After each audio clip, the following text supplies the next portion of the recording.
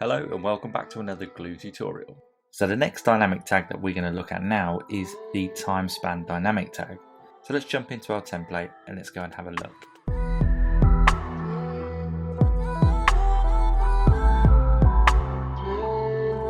So if we jump into our post template, what we're going to do is use a heading widget and we are going to select the time span dynamic tag.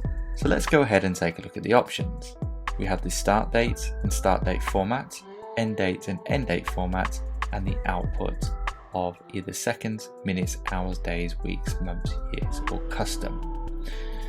By default, the start date is current date, as is the end date. And what we're going to do here is output a string of the time difference between when the post was posted to the current date. So what we're going to do is set the start date to a dynamic tag, and we're going to take the post time. And if we leave the end date as current date, and if we take a look at the output options, let's select seconds for the moment. And as you can see, this just returns a value of how many seconds ago it was when we posted this particular post.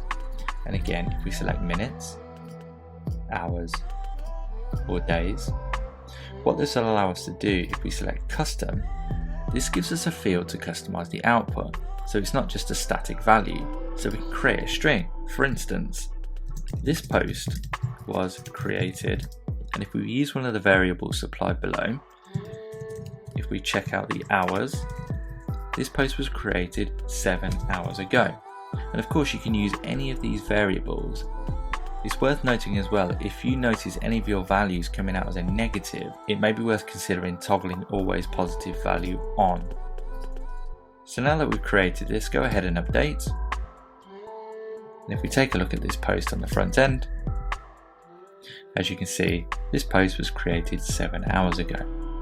Thank you very much again for watching, and I hope to see you in the next one.